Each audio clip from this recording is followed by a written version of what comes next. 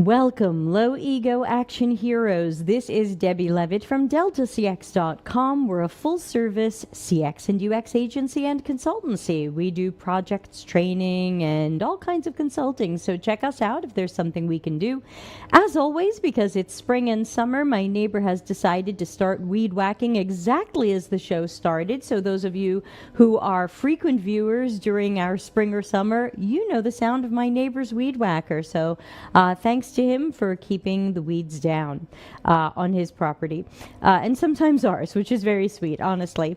So before we get into today's show, which is episode 190, the Quadrant exercise, in air quotes, also known as the collaboration during research planning, which I have in a few places in my book, but today we're going to learn all about it, and we're going to try one together in Miro. So get ready later for a live exercise where we are all headed over to Miro to try this together. Hello, Diana. Hi, Pradeep. I actually updated the thank you list. So, hey, thank you to everybody, past, present, and future, who has pressed join on YouTube and is giving to the channel in small and large ways. Always appreciated. Thank you for keeping me in streaming software and chocolate chips. Thank you. Okay, so let's see. So today we can find what we're talking about in my new book, Customers Know You Suck.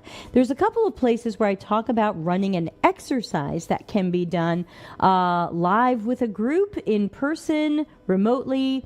It could be asynchronous, where you leave them to do it on their own. Hi, Carla Maria. It could be a combination of things. And basically the idea is, as we are planning our research, this exercise is great. But as you'll see, as we talk more about it today, it's great for a lot more stuff than just research planning. So we're going to talk about all the things it's great at. And then, like I said, we're going to try one together, just for kicks.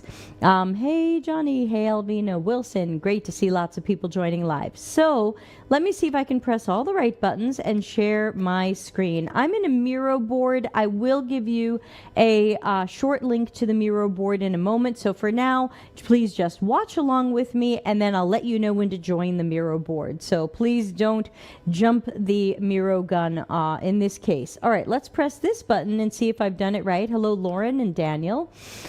Okay, so you should see me and the optional tip jar for your super thanks and super chat and super stickers, which I won't hear going off, so thank you if anyone does that. Above me is the live chat, the way I see it, and of course my screen being shared. So, first of all, some people hear me say we're going to do a quadrant, and the quadrant has to do with assumptions or guesses. Hello, Nikileshwari. Ooh, I didn't get that name right at all, but hello. When I talk about the quadrant exercise and how it relates, among other things, to guesses and assumptions, a question I've been getting a lot lately is, well, is it an assumption map? So I Googled assumption map. Here's a typical assumption map. Let's talk about what it is and why I don't like it. But if you're watching live, you can tell me why you do or don't like it.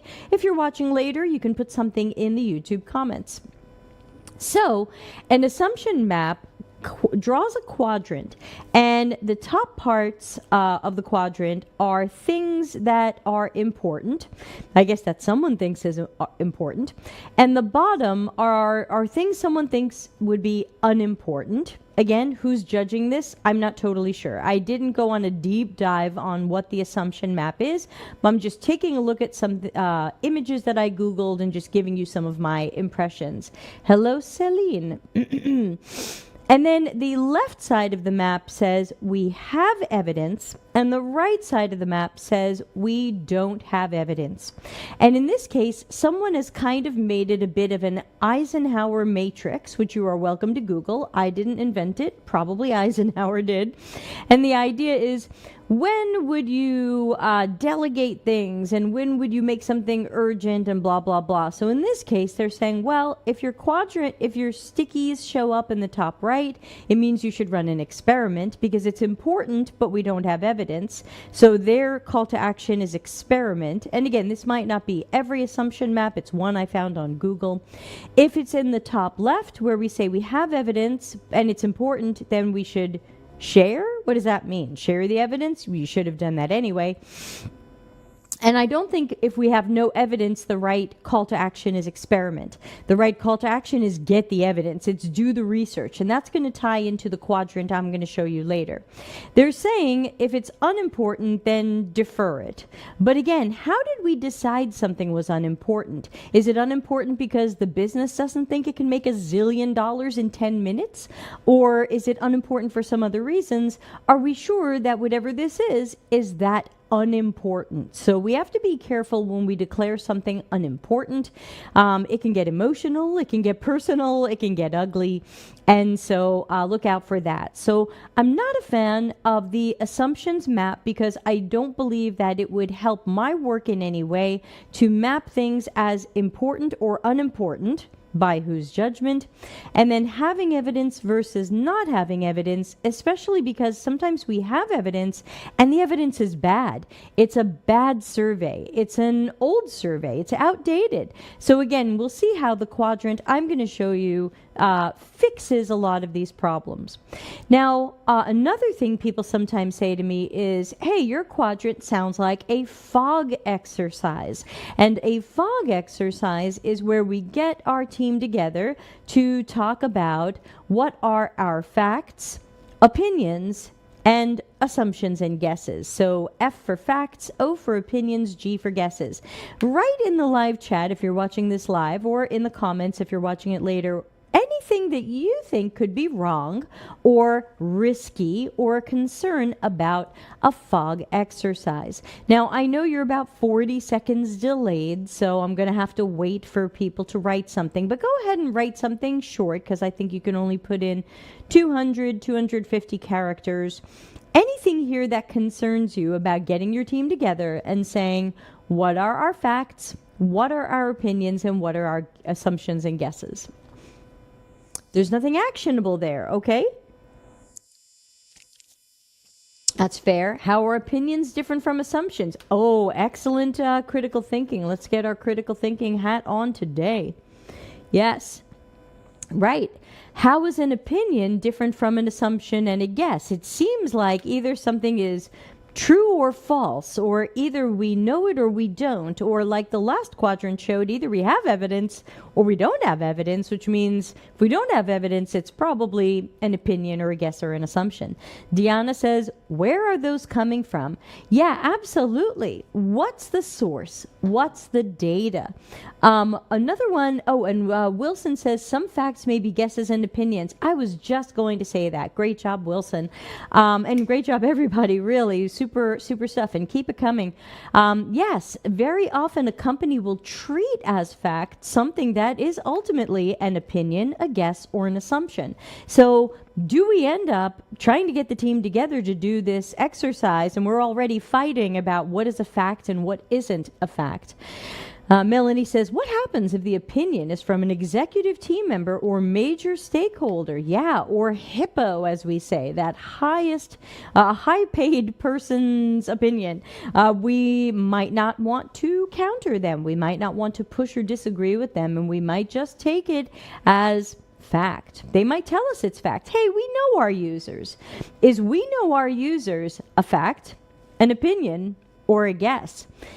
Tough stuff, right? It could be any of those. Sometimes it is a fact. Sometimes we do really know something about our users, but sometimes it is risky and possibly wrong. Hey, Clarissa's here, and she says, sometimes it's too frightening to recognize just how many things we don't know at such a late stage in a project. Yes, and today's exercise will help us point those out. So we're going to have to be comfortable having some of those conversations.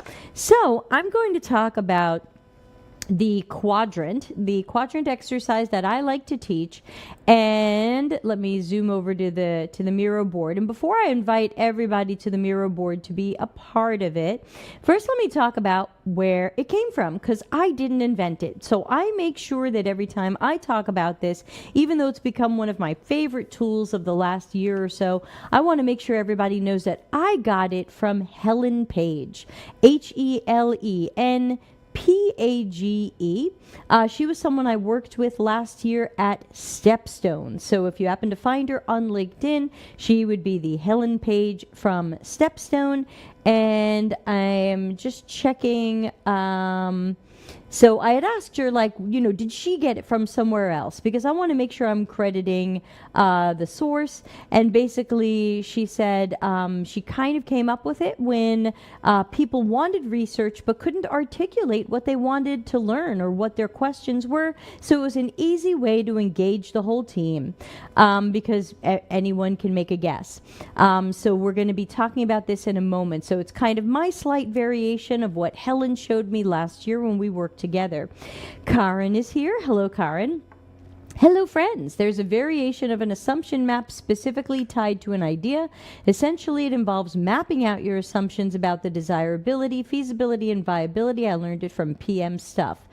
Yes, but are those facts, opinions, or guesses? How do we know that it's desirable? How do we know, how did we judge the viability or the feasibility? Hey, Helen says, I've never used this. The only benefit I can see, oh, yay, Helen is here. I can't believe it. I'm so honored. Helen, I am just, oh my gosh, now I'm going to turn red and get all emotional. Helen is amazing, by the way. If any of you are looking for an amazing strategist, and she's looking for a job, won't you please hire Helen? So Helen says, hey, I've never used this. The only benefit I can see to the fog, so I guess she's back in time a little bit, is to direct people to the actual facts and away from opinions, assumptions, and guesses. If someone is talking around the opinions and guesses, you can helpfully point out it's not a fact. Winky face. Yeah. That's true, but I think we still have some concerns about those facts.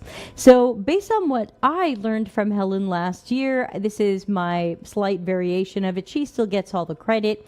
And I talk about how we can use it, as Helen taught me, to collaborate during research planning. Now, I talk about it with respect to collaborating during research planning so that we can learn what we don't know and where there's room for exploration and discovery. But I also find from talking to a lot of people since I've started talking about this thing, and I find that people are excited to actually use it anytime during a project. I've had people say to me, can I run this exercise after an A/B test does badly? Sure. And Clarissa was saying, wow, it might be frightening to find out how much we don't know at a late stage of a project. I'm fine with that. I'm fine with some scary or awkward conversations. Run the exercise. Let's find out what we don't know, even late in a project, because, little preview of what's coming. I've started using these things to help get that buy-in for research, to help companies try to think about slowing down and not rushing into solutioning when there's so much stuff that we first need to learn and make sure we know, make sure they are facts, and replace guesses and assumptions with knowledge, evidence, and data. So as I go, as always, please throw your questions out there. And of course, we have Helen here. If she wants to improve on any of this, please do. So what we're going to do is we're going to run this exercise together. I'm going to pretend I'm facilitating all of you. I'm going to pretend that we all work together. So, open up a browser window if you're watching this live, and I'm going to bring you to this Miro board in just a moment. But first, I'm just going to describe, let's see, I'll bring you here, but don't do anything yet. So here's where you want to go.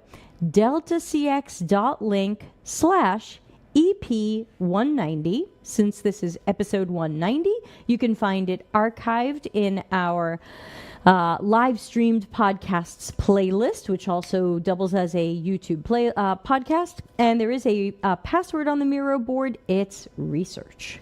because it has to be at least 8 characters. So that's a good one. And all of my cheesy templates are available at cxcc.to/Miro. So let me talk about what we're going to do today. And I've got a little out of scope dude here to the right because I find that I need that when I'm doing some of the facilitation after people fill it out. Now, first, let's talk about when do we run this. Absolutely any time, but I still think the best time is really, really early in a project, even before the project starts. Hey, are you planning a project or a feature? Are we putting this on a roadmap? Let's first start with this so we can get a good look at what do we not know? What do we wish we knew? And then we can talk about making sure we have time and budget and people and resources for the right generative or exploratory or discovery research to set the whole team up and the company for that success. Helen says, thanks for sharing. I've got school pickup in a minute. I'll be dropping off. Okay, sorry to see you going when you are the not present guest of honor, but thank you, Helen, for dropping by. You can watch it later, though you might already know it. So again, don't put anything on the board yet. I'm just going to speak to it a little bit. I've even, as an agency and consultancy, I've been doing these with some of our clients this year where instead of a kickoff design sprint or a kickoff brainstorming meeting, I'm using this as the kickoff because I don't believe in a kickoff design sprint or brainstorming meeting because that's just solution guesses when the problem is usually a guess as well, which I like to call a guess sandwich. So I think these are great as consultants kickoff meetings because then you're not teaching the client that all they need to do is some fun, wacky games and they can design and brainstorm like you do. Okay, so let's pretend we all work together. Come on over and join the board. Remember, here's the link at the top. It's deltacx.link/EP190 password research. And I see we've got just about 4 or 5 people here right now, so it might be a little bit light. I see 16 watching live on YouTube, probably more on LinkedIn. Okay, so we're going to pretend that we all work together and we're going to pretend that we've learned that there's a problem in our universe. Maybe we heard this from our customer support people. Maybe we heard this from an executive who is angry about something. Let's imagine, and we're going to have to play pretend for this exercise, but make sure when you're doing it at your company, it is not pretend. Let's imagine we all work at a company where our conversion rates are low. Shoppers who come to our shopping website aren't always putting items in their cart. And even sometimes when they do put items in their cart, they're not often checking out. Now, what will often happen at a company is someone will say, hey, our conversion rates are low. Somebody fix this. Somebody make conversion go up. But this is a great opportunity for this collaborative exercise because what do we know about this? What do we know about our conversion rate problem? What do we know about our users or our customers? What do we know about our technology or our systems? Or what do we know about the user's context? So you can drop some sticky notes and go ahead and start. Karen's on it. He's seen this one before. Excuse me. Go ahead and drop some sticky notes in whatever area of the quadrant you would like to drop it in, whether you feel like you have an unanswered question about this, maybe you have a guess or an assumption about why shoppers do or don't do things. Maybe you have some outdated or incorrect information. Imagine we work at a company where we ran a survey a few years ago, but we haven't really done much research since, or we might not have done the right research. You know, we ran this survey, but we're a little suspicious of the results. They were kind of weird, or we didn't know how to take action on them. Maybe that's outdated or incorrect information. And then we have what I wish I knew. Before we try to fix a conversion problem, before we try to make something about our system better, and before we're just guessing at it and you know, wackily sleepwalking through and trying to figure out what we're going to do that's different or better, what do we wish we knew before this project really gets cooking? And this is great to have the cross-functional team involved. Invite everybody.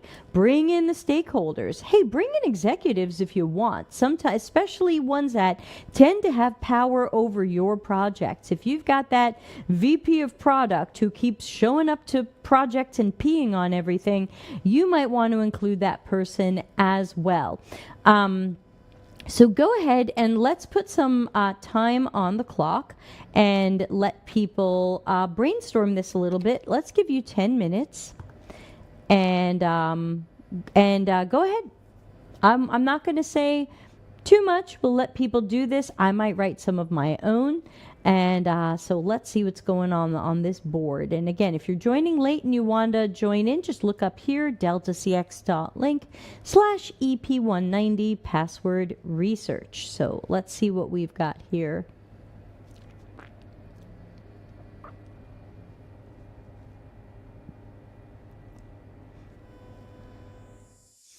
Okay, let's see if I can think of any that I can add.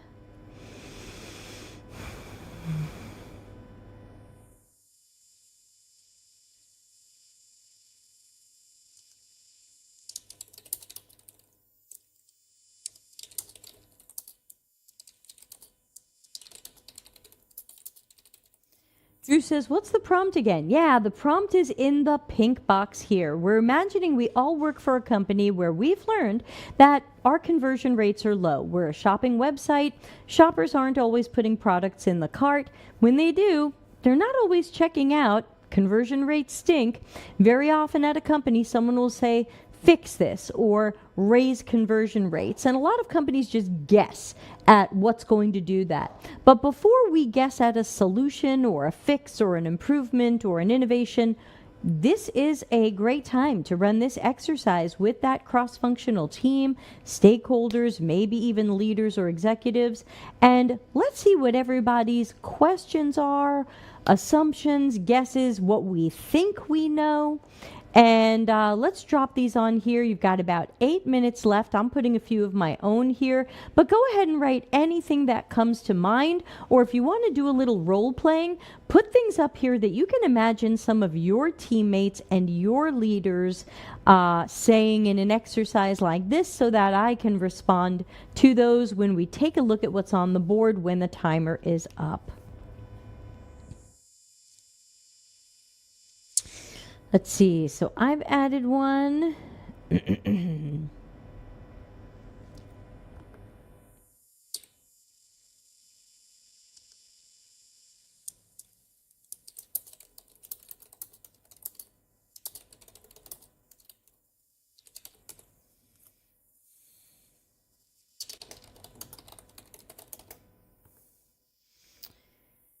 Sorry, this isn't exciting. I guess I could put on the Miro music or something, but this is going to be a little bit on the quiet side as we're all filling out the board. It's okay to fill out the board in quiet or with background music as long as it's, you know, super mellow, not disturbing. So that's why I'm not talking through this.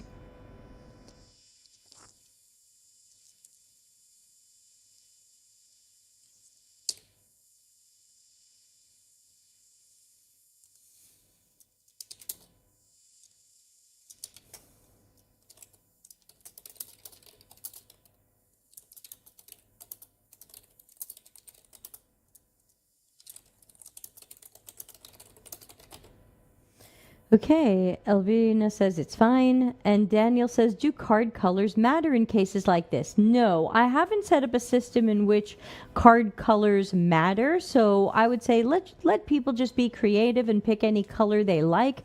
I haven't set up a system where the colors matter. If you want to do a variation on this where the colors matter or the colors mean something, go right ahead, but I'm fine with letting people be creative and use different colors. Thanks, good question. I'm also always worried about anybody who's colorblind, and if we say colors matter, we might pick colors they don't perceive, and that's not fun. Okay, we've got a nice board. It's filling up. Ultimately, you want the board to fill up. You want there to be as much stuff on here as possible, and then we're going to walk through it together, and that's where I'm going to take more of that facilitator role, and I'll show you how I've been doing it.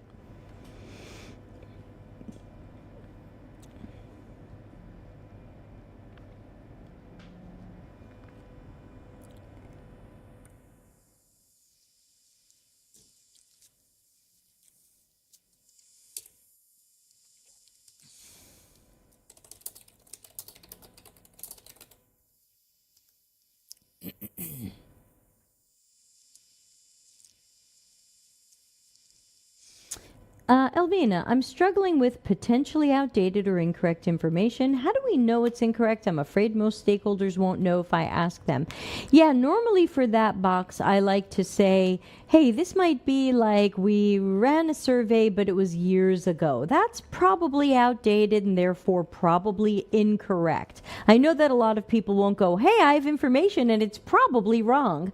But I try to lump those together just in case people have some awareness that, you know what, we might have some information that is either outdated or we know we didn't collect it in the best way. It could be flawed. You know, we called people up and we asked them what they like, and we realize now that that was probably not totally correct. So you're right. The word incorrect does imply that there's some good self-awareness there, but I just let people know that, you know, certainly in that box, anything outdated can be good, because I found during the pandemic, a lot of companies hadn't really researched their customers, if at all, since before the pandemic. And it was like, hey, attitudes may have changed, needs may have changed, finances may have changed. This makes whatever you think you knew about your customer outdated.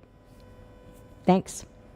Okay, we have about 3.5 minutes left. Keep going. Fill up the board. And you don't have to put anything in out of scope. I'm going to move things there as part of my facilitation.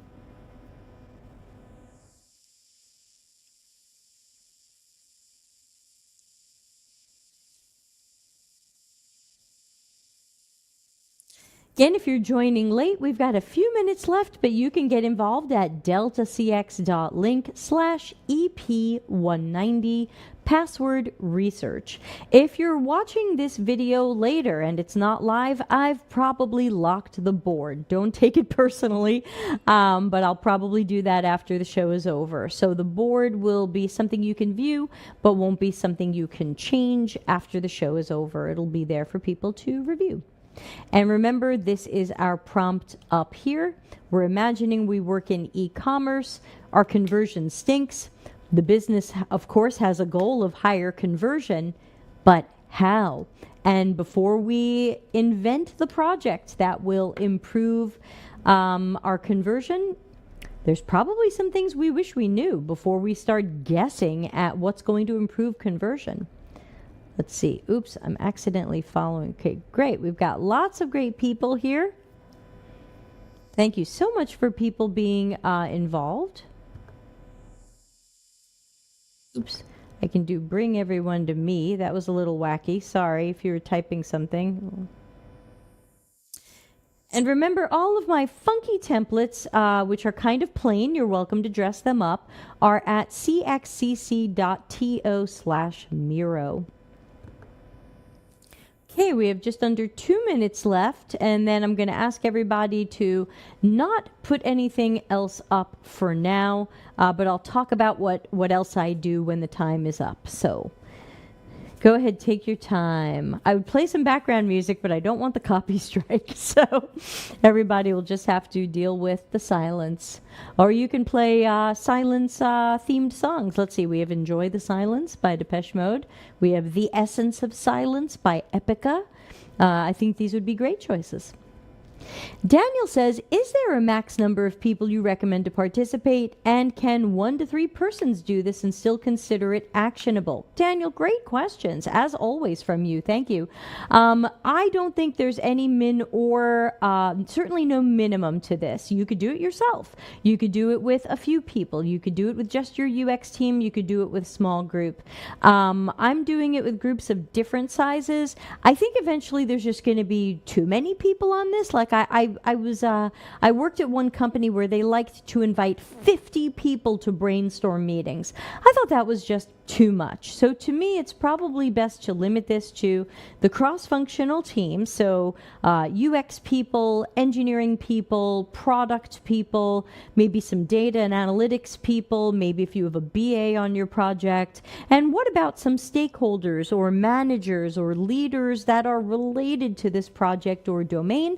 I think they would like to be involved and have their voices heard. There may be something they wish they knew that would help them. And remember, the prompt you can give them is, what information would help you strategize, prioritize, make decisions? Okay, time's up. I love how collaborative this is. Yeah, that's the whole point of it. That's why I call it the collaboration during research planning exercise. Again, adapted from the fantastic Helen Page, who I think has left to pick up kids at school.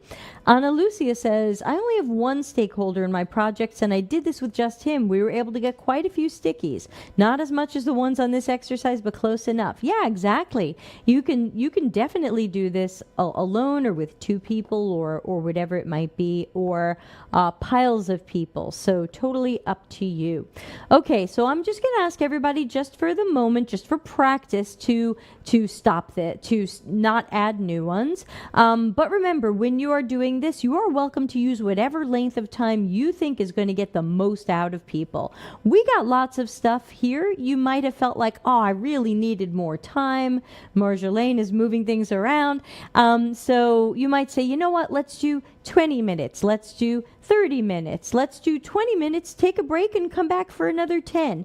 Totally up to you. You're the facilitator. Another thing I do with some groups is I say, let's work on this together for 10, 20, whatever minutes, and then I'm going to leave this board open and unlocked for 24 hours, for 48 hours. You have until the end of Wednesday to add anything else you can think of, and at that point we'll consider this board closed and we'll start planning our research based on this. Now, if you are in research or you work with your researchers, this board is so fantastic as a source of knowledge, as Helen said earlier, for what are we going to research? What method should we choose? Do we just need one study? Do we need multiple studies? So we're going to use the things we see here to help us plan the right research, because our goal, especially me as a researcher, and as a strategist, is to answer as many of these questions as possible with research. And again, in the shortest amount of time possible, but doing good, thorough work. So I want to try to answer all of these. And if I think there's something that can't be answered in my study, I'll put it in the out of scope box, which is just to the right. Now, we had to do this with one of our clients because a lot of their questions were not really thinking about, I had to prompt them later, like habits, behaviors, things users are doing or why they do things. They really ended up putting things on the board like, how much will people pay for our future feature? Look, we know you want to know that, but we don't even know what the feature is. It is really hard to learn what people will pay for an unknown thing. Out of scope. So I don't erase that sticky note, I just put it in out of scope land. So I'm going to start reading these out loud, as that's what I normally do. I react to them. Some of them I move to out of scope land. So let's zoom in. And by the way, another trick about this, and some of you may have been thinking about this but were afraid to ask. You might be wondering, hold on, let me turn this fan up. I am boiling today. Sorry about the fan noise. Tell me if the fan noise is too loud and I'll just boil. Drew says breaks in the middle or asynchronous time makes a lot of sense for people who need more time or like to think deeper. Totally, Drew. I mean, it's great for everybody's creativity. It's great for people with accessibility needs. It's great for people who like to take a break, or they're boiling, or they want a drink, or they want a little time to think by themselves. That's when I do my best work. So Yes, lots of great reasons to give people breaks and especially that asynchronous time. So, one of the sneaky things here is that as a facilitator, you don't need to move sticky notes around. I know there are some collaborative exercises where, as a facilitator, the next thing you're supposed to do is reorganize the board. Not in this case. In this case, unless it's out of scope, leave things where they are. And that's because ultimately, these are all really the same things. They're all guesses and assumptions in disguise. Whether you called it an unanswered question or something I wish I knew or possibly outdated information or a guess or assumption, these are all flavors, variations on guesses and assumptions. But I find that when we use these multiple terms, we get people thinking a little bit differently. You know, there's reasons you put these in different quadrants, and if I didn't have all the quadrants there, you might not have thought of all of these things. You might have just said, hey, what are your guesses and assumptions? What are you talking about? I have all kinds of facts. Now, of course, you can adjust this for your needs. You could make a quadrant that says facts and still treat them as guesses and assumptions. So up to you. I don't like to put facts on here because then we're going to fight over how do you know? How do we know this is a fact? Are we fighting over what we think we know? Treat even what you think you know. I tell the people in the room, even if you think it's a fact, please put it in guesses and assumptions. Just in case it isn't completely accurate, put your facts there. Another question before I show you how I react to the board is I've had some people ask me, what happens if someone in the room is going around putting answers next to these things because they think they know the answers? Or if we think we know the answers, should we put up the answers? No, because then we're going to fight over what is the answer to this. Someone's going to say, oh, are they using cart to save items they like? Hey, I know our users. They're not using the cart that way. I'll put up the answer. So you may want to make sure, I didn't do it with all of you, but you may want to instruct your group if you think you know the answer to a question on the screen, or even if you're confident you know the answer to something on the screen, please don't add it. Right now, we're just looking at questions, guesses, assumptions, and what we think we know. So don't you put up answers. Don't have someone else put up answers. Daniel says, do I make the out-of-scope board visible to everyone? A PM might pick on me if she sees her assumption there. I do make it visible, mostly because the things that we want to keep people's assumptions. Remember, it's only out of scope if it's out of scope. If we're talking about our conversion rate is low and someone wants to know if we're selling shoes in the wrong size, is that in scope? Maybe not.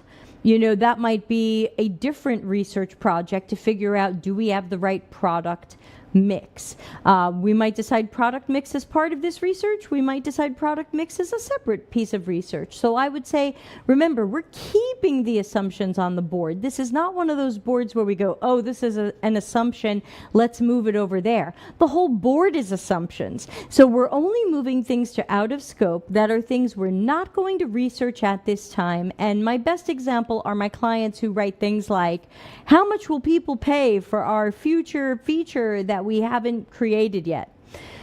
I cannot research pricing on an unknown thing. Out of scope. All right, let's take a look at these and see if any might be out of scope. And let's have your opinions too as we go through them. What's the conversion rate at each step of the funnel? Cool. Now, one thing that you could decide to do with colors or maybe with tags if you're using Miro, let's use tags. And I can come in here and I can say, let's tag this, and I'm just going to call it data. I'm going to give it a little bit more of a friendly, colorblind friendly color. Let's use this yellowy orange. Okay, so I'm going to tag this data. Why? Because this is not something that I'm going to ask a user. This is not something I'm going to watch a user do. This is something where I'm going to go to our data and analytics people and I'm going to say, I need you to pull me from Google Analytics, Microsoft Clarity, whatever it is, I need you to pull me conversion rates for every step of our funnel or these pages for this period of time or this month compared to this month, whatever it is. So I'm just going to mark a couple of things, whether or not this is going to be human research or if it's something we can probably find from our data or another internal source like maybe customer support. Elvina says, oh no, white text on a yellow background. Yeah, that's not the greatest choice, but ultimately I just want people to see the little yellow rectangle in there, even if they can't read the words, and just know that a little yellow rectangle is data. And of course, if they really had to, we could zoom in really far and see that it's data. So however you want to do it, sometimes people are adding emojis to something. Oh, if it's a if it's a person, if it's a guy, it's a smiley with a halo, then that means it's from the data team. Whatever works for you. I'm using these tags. You can use whatever works for you. All right. Where are the most drop-offs happening? Again, that's not something I would necessarily ask a user or watch from a user. We'll get that from the data team. Do we have issues with the site's performance? Great question. I'm going to talk to engineering about that. So I'm going to make a tag that says engineering. So I want to know that could be engineering, and it could possibly be some data as well. So there might be data from how long it takes a page to load and things like that. So let's learn that. Let's learn as much internally as we can. Elvina says, contact Miro about accessibility. Agree. Also, color contrast. Are our product descriptions clear? I think that's something we could certainly learn in more of a human-facing research experience. So, we could come up with whatever tag we like for that. Maybe we go with this blue and maybe we call it HCD or human or user or whatever you like. So I'm just going to write user on this because that's where I want to include them. And again, blue on blue isn't great. If you want, you can tell everybody only use white stickies or only use yellow stickies or only use black stickies again, or maybe you're going to use emoji. So up to you. Do shoppers have enough information about how to check out? Okay, so that's one I'm going to slide into out of scope. Who knows why I would slide this one into out of scope? I'm going to give you a minute to answer that.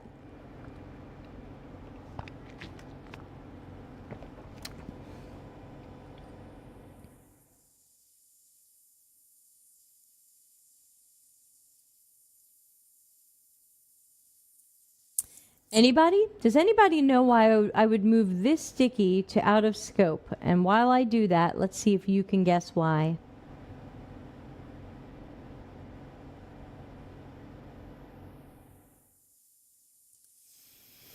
Okay, I'm not seeing anything come up, so I don't know if anybody is still typing. So let me then tell you, right, Elvina's on it. Elvina says, yeah, Kayleen says, hello. Hi, Kayleen. Elvina says, it should be intuitive enough, right? Mega says, we don't know how acquainted they are with the UX or if there are videos on how to shop, but there shouldn't be. That's the whole point. We shouldn't have to teach people how to shop on our site or how to check out. A great design, great user experience, great interface is logical and intuitive. It doesn't need a tutorial. It doesn't need a video. It doesn't need a how-to. And remember that in many cases, a lot of people won't even watch this stuff or read this stuff. They're just going to do what they think they should do. So it's not a matter of if shoppers have enough information how to check out, because the answer is not going to be add more information on how to check out.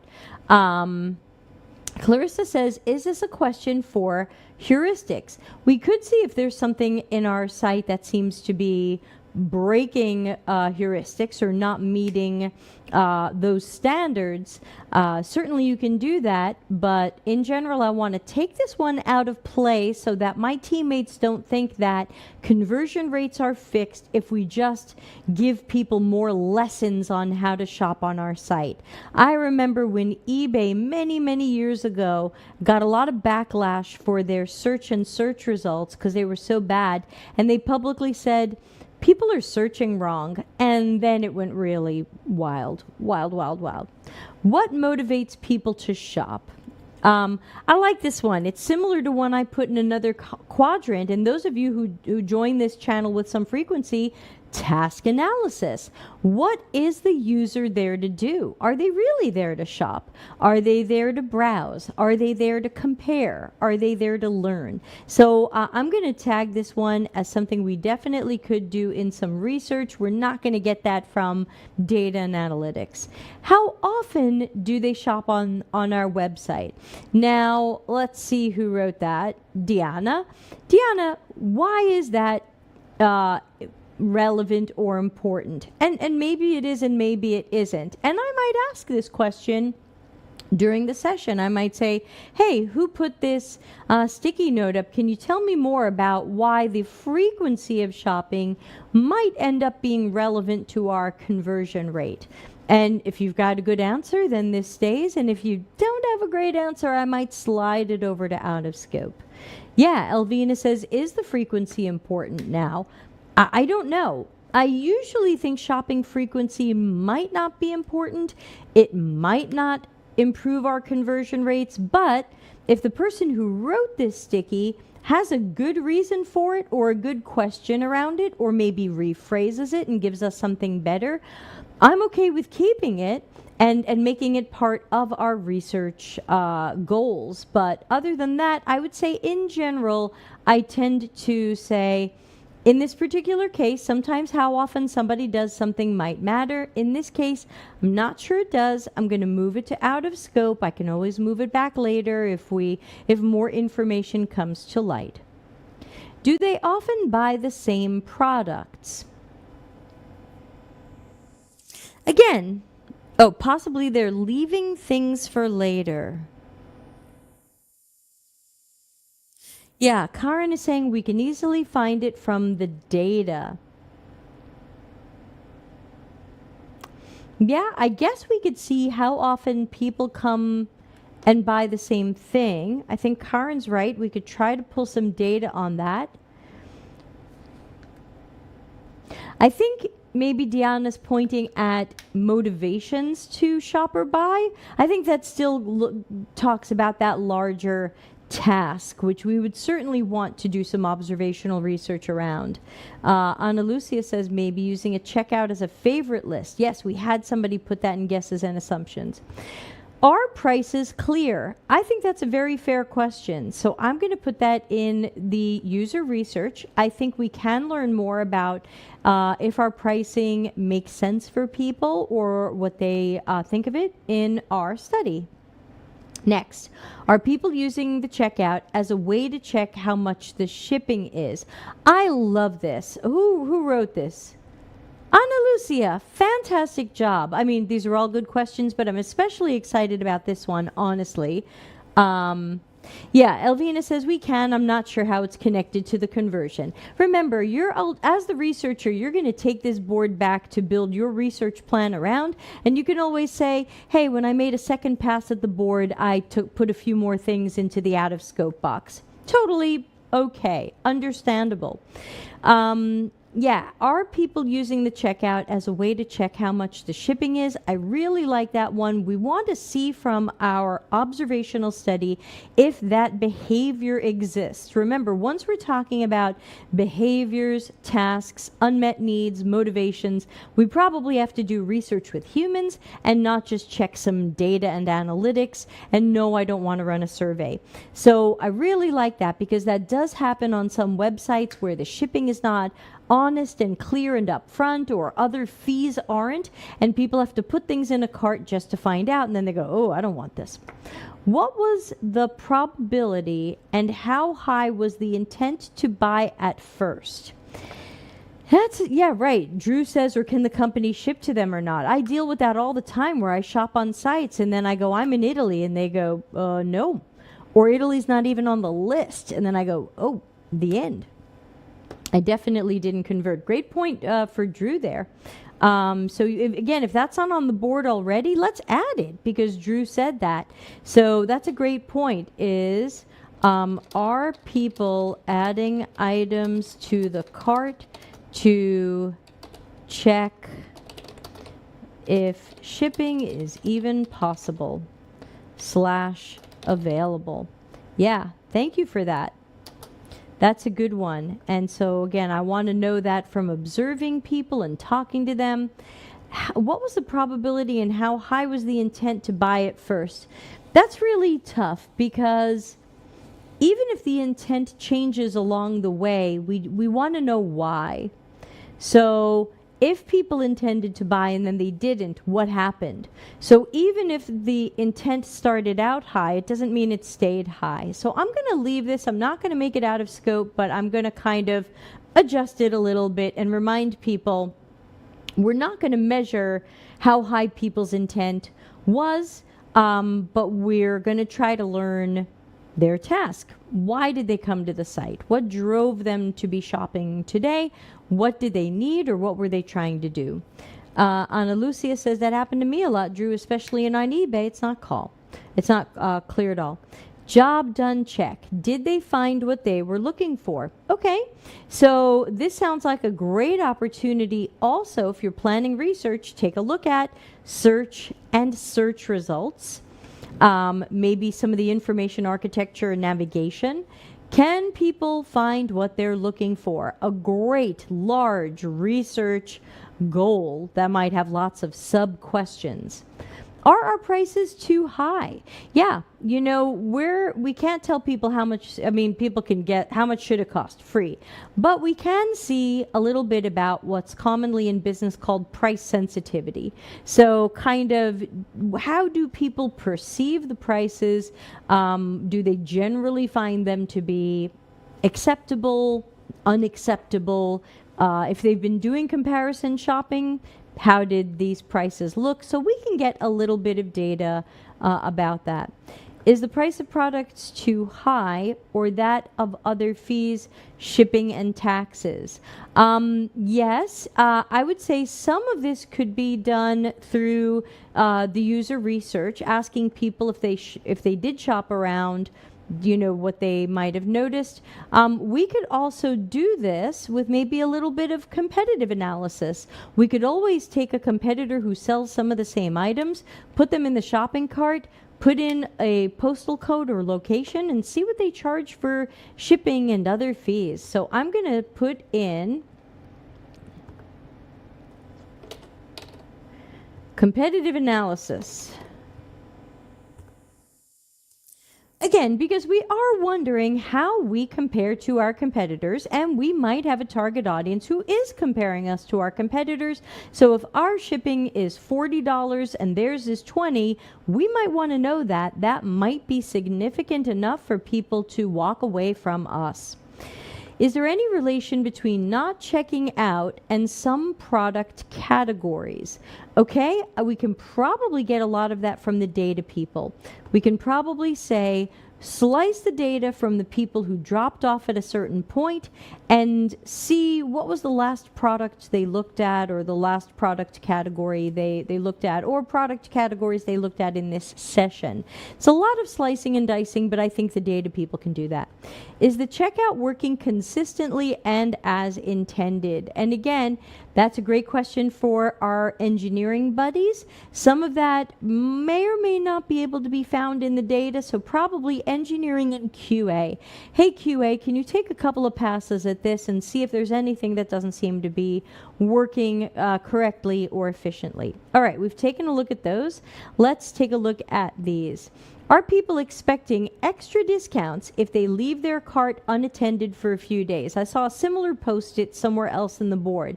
So we're definitely going to want to do some user research. Now, what's the behavior here?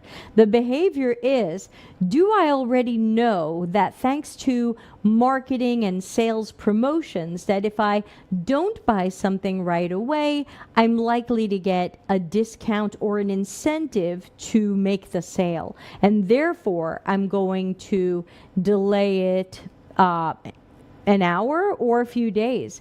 We can learn more about if people exhibit those behaviors and if they're aware of some, if they're playing the game. Mega says, another unanswered questions, were they looking for a discount? Yeah, we could certainly group that with some of the research we might do around our prices. So let me sneak this in here.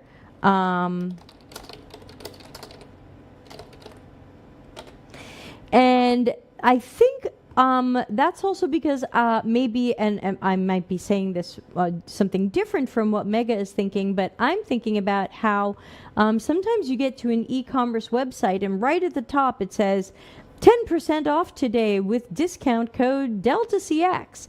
And maybe you were expecting to see that and you didn't. A streamer told people to click on the sponsor link to help get them paid. Now that's under potentially outdated. Does that mean maybe the streamer or influencer doesn't have that relationship anymore and the discount was no longer available? But I think we can do some research around that. We can look at the user and we can ask the data people, hey data people, are you seeing old coupon codes that people are trying to use or old referral links that people are trying to use and they're hitting a dead end?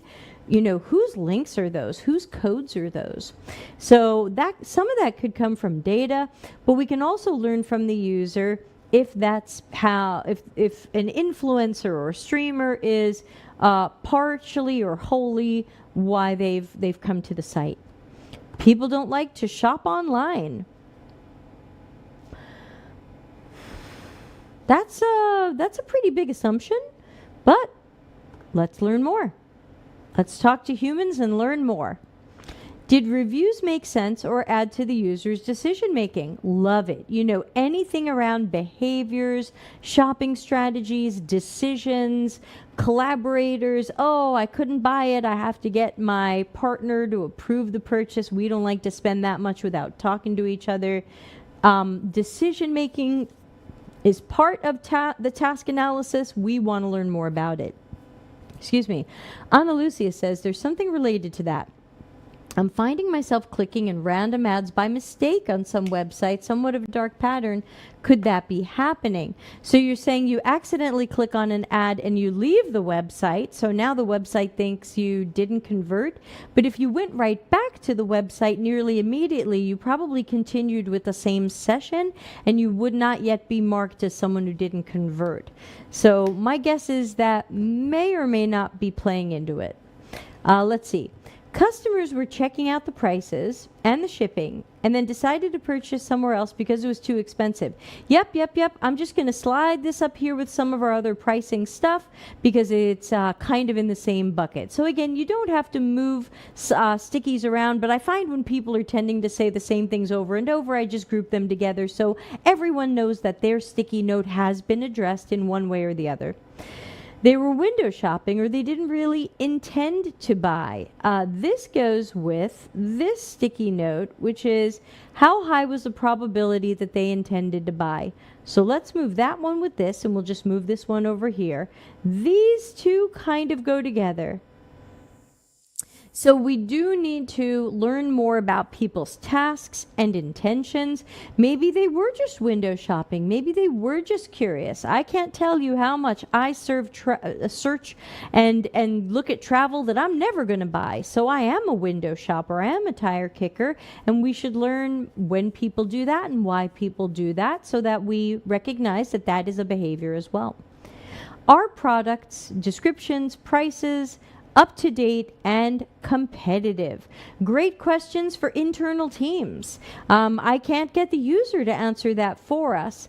That's going to be a whole bunch of internal teams. That's going to be data, marketing, and all kinds of. This is just so big. I'm just going to write. I'm just going to make a generic internal. There are so many internal teams that I'm going to have to ask if products, descriptions, pricing is up to date and competitive. There's not just one person, and I can't get that from the user. So great question.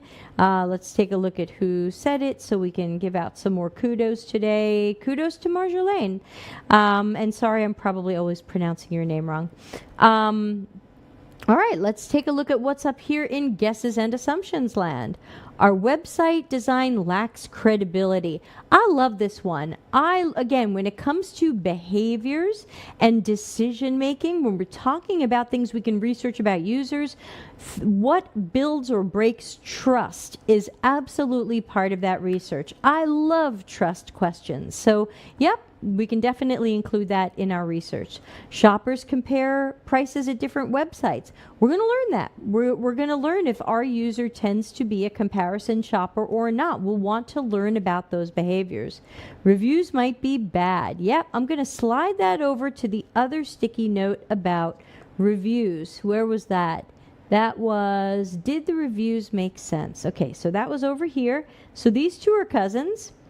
Did the reviews make sense or add to the decision making? How about if people saw bad reviews? Did they believe them? Did they find them trustworthy? Did it affect their decision making?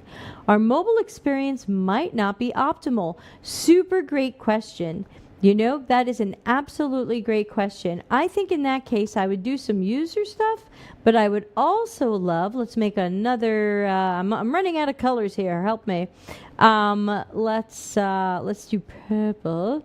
Let's put CX UX on that one because we could do an audit of our own system. We could do a heuristic analysis. We could see if our own mobile stuff is broken. And in fact, let's also tag engineering on that. Let's get QA to check the mobile experience, make sure it's working well. Make sure you do a first-time mobile experience and make sure it doesn't just have all kinds of crazy crap stacked up.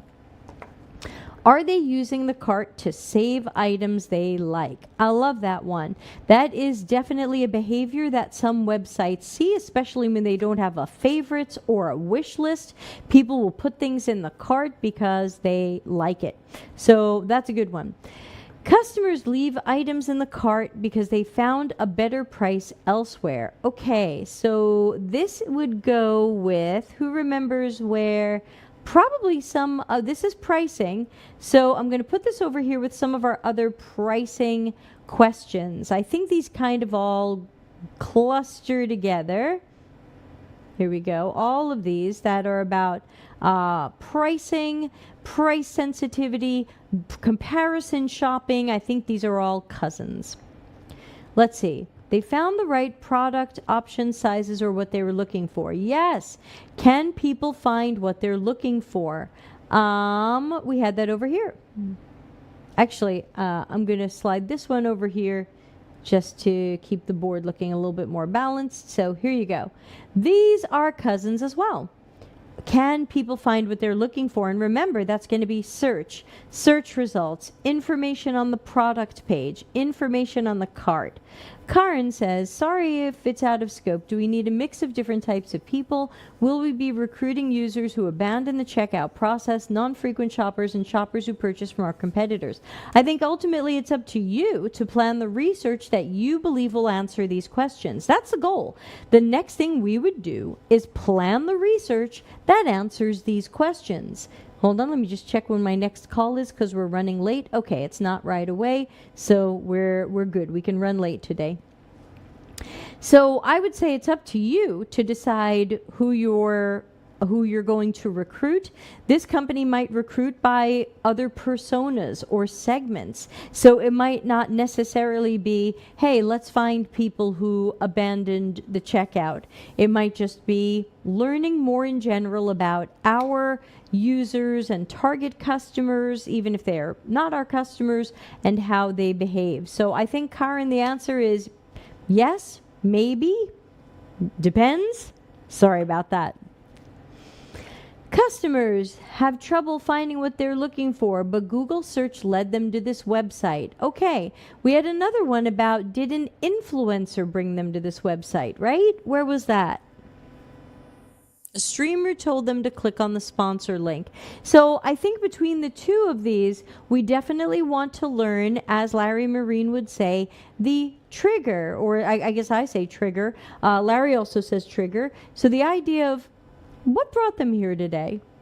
How did they know to come here? Here we're saying a Google search led them here, but let's learn how they got here. It could be an influencer, it could be a Google search, it could be something else, it could be an ad. Let's learn how they got here because that is an assumption. Buyers keep the cart active to compare prices with other sites. Yes, we've got a whole bunch of comparison shopping sticky notes like this one and this one. So yes, we have lots of questions about comparison shopping behaviors and pricing. Shoppers don't check out aiming to receive a discount voucher to convert them. We saw that over here. Let's bring these two together.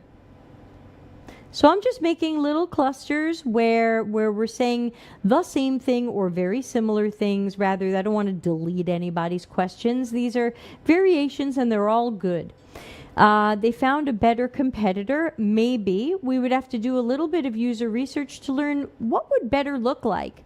In some cases, it could be price. It could be selection. It could be how fast they ship. It could be return policy. There's so many ways for someone or something else to be better, in air quotes. So we have to learn, what do our target audiences perceive as better? Or are there different understandings of better based on the task? Are customers checking shipping, duration, and delivery dates? Yes, that's a great question because, again, it could be a reason why they didn't pick us. There's a lot of sites I would like to shop on, but I don't shop on because they don't give me any idea when I'm going to get something. And sometimes it's like, oh, it came 2 months later? What? If I'd known that. I had one company say, we ship from Europe, and then they shipped to me from Kentucky, which left me paying customs fees. Why didn't you ship it to me from Europe? I'm in Europe. I don't want to pay customs. I wish that had been clearer. Are shipping costs clearly communicated before putting in the cart?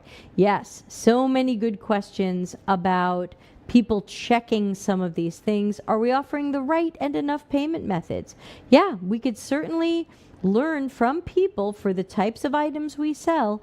How do people expect to be able to pay? So remember, all these little blue rectangles mean this is something we can learn from observational and or interview research. We're not going to learn it anywhere else. Ana Lucia, I absolutely hate when I find out it's drop shipping. I don't want that. That's right. I know we're running late, so before we do this last bit, let me just talk a little bit about what I do, and maybe we'll skip the last bit. So let me talk about what I do next when I'm facilitating this with my clients or whoever I'm running this with. Now that we have a good sense of what we're going to learn, and we know it's out of scope, the conversation I usually have to have with people, and you might have to have too, is really about research buy-in. We talk so much about, oh, it's hard to get research buy-in. Oh, it's so hard to prove the value of research. Oh, it's so hard to prove that the project is risky if we don't have more evidence. This is the board that I believe will strongly help you with that, because the next thing to say to everybody is, okay, look, we know we want to improve our conversion rates. We want happier customers who buy more often and spend more. Of course, we want to make that happen. Look at all the things we don't know. There's dozens of things here that we don't know or aren't sure about. And the problem is that if we just go start guessing solutions without knowing any of this, we are setting ourselves up for a lot of risk and probably a lot of waste. And even at a company that likes to do design sprints or design thinking or brainstorming workshops, I remind people, even if you think you want to do those brainstorming workshops, you're guessing at solutions for a guessed at or non-understood problem. So even if you think you want to rush into a solution with a solution-based workshop, again, like design thinking, design sprints, and things like that, you're not even going into it with the right research. So I would hope that this makes everybody in the room go, oh yeah, sure, we could guess at how to improve conversion rates. And yeah, you can offer people just another coupon for buying with us. But if we learn more about people's behaviors and unmet needs, oops, sorry, that was my chair squeaking. If we learn more about that, we're going to set ourselves up for so much more. Let me just put it this way: much better strategizing, much better decision making, much better prioritizing, and eventually much better, if that's the right way to say it, solutions. We are more likely to come up with great solutions when we really understand, everybody say it with me, people, contexts, and systems. Where's my effect today? Here we go. So this board is a great way to remind everybody in the room that sure, we can jump into solution brainstorming if that's what our company likes to do, or sure, we can pass it off to our UX designers or product designers and say, yeah, fix this, fix our conversion rates. Or we could pass it off to marketing and say, marketing, fix our conversion rates. But we're unlikely to do a really good job of that without knowing this and possibly more. Drew says, do you also look for how disparate sticky notes are connected? You certainly can. I've been clustering some of these that were disparate but really are related or saying the same thing. So you can bring these together and make some clusters and show how different people said similar or related things. But ultimately, I use this to plan my generative research. I take all of the questions that are being asked here that aren't out of scope, and I bring them into my research planning. So where I have my research goals or research objectives, I'm going to put all of these that aren't out of scope in my research goals. So again, that's why this is, I say this is part of collaboration during research planning. Though, again, you can do this without research planning. You can do this just because you want to see what everybody's guessing and assuming. You want to see what we know or don't know before we go into a design sprint. You want to see what we know or don't know before we start guessing at solutions. Carla Maria says, thank you, Debbie. Great exercise. I would love to apply this board in my next UXR planning exercise. Please do. In the case of multiple PMs and squads and products, what would you recommend? Running a separate workshop with each PM or squad? Yes, I do. I would run a workshop or run this board for each product area or product question or project or squad, depending upon how you're doing it. But I would not make it too broad because I think if you said, hey, we're in charge of all of search and search results. Well, do you have a specific question where you could do this board around it? Or is it going to be a broader question? What's going on with search and search results? Up to you. But I think the more focused you can make the question, the more likely the research is to answer those questions really well. So again, when I'm planning my research, I'm also going to break out in my research plan, what do I expect to learn internally, where I'm not going to ask users about it. I'm not going to watch users do something related to it. So that's all the things that have our non-blue tags. So anything that ended up with my yellow or red or black or purple tags, these are things we're going to talk about internally. This is data I'm going to try to track down from the data team, from the engineers, from maybe the marketers, maybe some UX people, whoever I think has the answers. Usually data people, sometimes somebody else. So that way you have a coordinated plan where you say, okay, I'm going to need these things from these people, and then I'm going to do this research with these people. Now, ultimately, your research is whatever you believe or know are the right methods. If the right method is a survey, run a survey, though I think it's rarely the right method, but I'm going to trust you. If the right method is to observe one or more tasks, observe one or more tasks. If the right thing to do is to show up on site and be on site with people, do that. Diana Omega says, would this activity help us remove bias? I sure hope so. It's designed to help us be more aware of guesses and assumptions, which of course usually lead to bias because we assume our guesses and assumptions are correct. And so we might be falling onto stereotypes or incorrect information. So I do hope it would make us more aware of bias, though it could also be the results and the outputs and outcomes of the research that might clear up some of that bias as well. Deanna says, how will you go about finding answers to those questions? Will you ask people those questions during sessions or design tasks for them to complete to answer some of those questions? Yes, more of the second. I am not going to get someone in a session and say, hi, I'm Debbie from Delta CX. We're doing a research study and we want to know what motivates you to shop. What? You know, first of all, that's a very us view of them. You know, what motivates you to shop is something a business person says about their customer. That's not necessarily how people see themselves or their tasks. So remember, that's why I keep saying I'm going to take the things on this screen and I'm going to translate them to research goals and objectives, but I'm not going to make these the exact questions. I'm not necessarily going to make these the exact tasks. I am the researcher, or my team are the researchers, and we're going to come up with the right questions and tasks, multiple questions, possibly multiple tasks that will tell us the information that answer these questions. Thank you, Edith. Thank you for coming. What other questions do people have about this exercise? So whenever I talk on my shows about the quadrant, we're going to come back here to episode 190 to talk about the quadrant. So remember, so again, I would do the whole board and just finish it up, but we're already running late today. Thanks to people for staying so much later.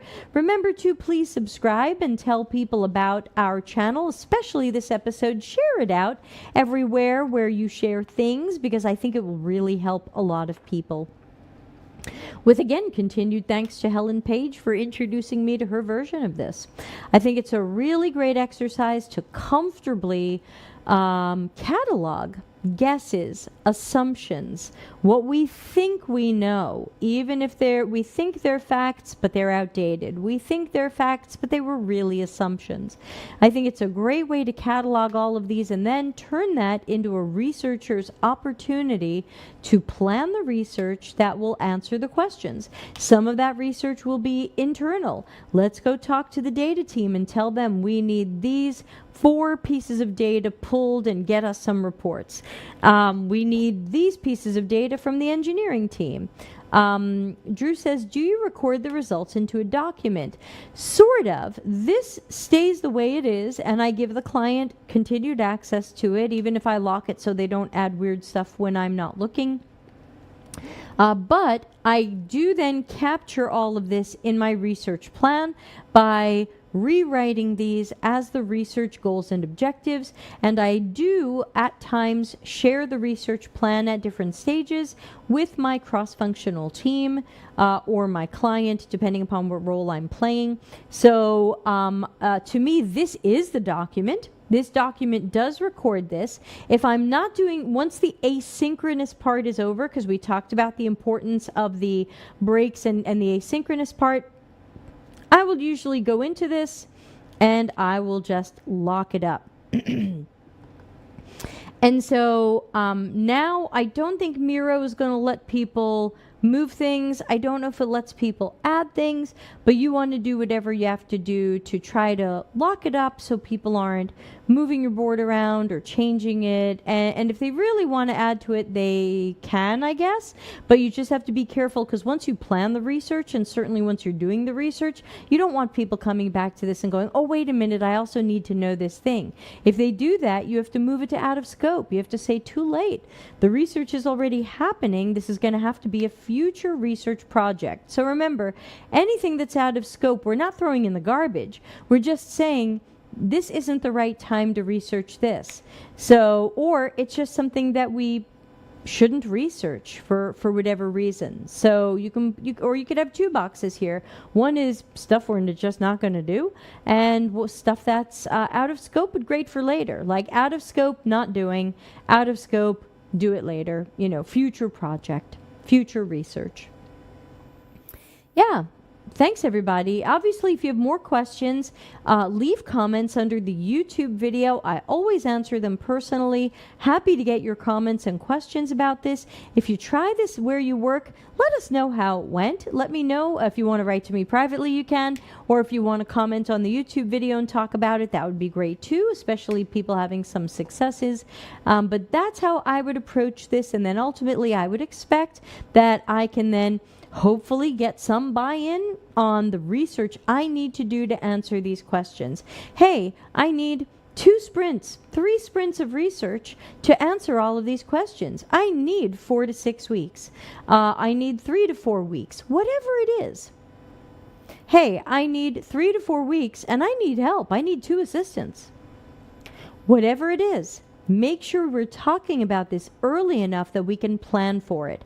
Plan for the time, plan for the budget, plan for when the other teams are going to get this information so that they're not going, hey, where's that research? Hey, we wouldn't hear that if we did our planning up front and we all knew that research was starting on Monday, June 12th, 2023, and it was going to be done on July, whatever, and then everyone's going to get all the information and documents and maps and video clips and whatever we've got, and then the project moves on from there. Typically prioritization exercise and deciding which problems we're going to try to solve first. Okay, thanks again to everybody for staying late. Woohoo! Whew, that was a good one. Yeah, thanks everybody for great questions. Yeah, Carla Maria says, thank you for the exercise, very actionable. Mega says, thank you for another insightful session, quite interactive. Daniel says, very insightful, thank you. Karen says, thank you, it's invaluable. Karen's done one with me, with one of our clients, so Karen's seen it in action. And lots of thanks from people. Thank you for all of these great thanks. Thank you for the thanks. I hope you don't mind that I'm usually holding a pen or a thing. I don't know why. It's just a habit. I keep thinking I'm going to have to write something. Thank you to Elvina and Diana and Ana Lucia and everybody I didn't name who is lurking or watching this in the future. Quick note on shows. Tomorrow is Office Hours Ask Me Anything with Dr. Nick. He will be here. That will be the last show for the week. And then the next show will be after tomorrow, will be a week from tomorrow when I do office hours again. That's the day I normally do double office hours, but I'm not going to be able to. I'm just going to be doing the 6:30 p.m. Italy time ones. I don't think my new job is going to start next week, so I'm going to assume that the shows go on next week, and after that, unknown. I still don't have a start date for my job, but once I do, we are going to have to reschedule shows so that the job can be the priority.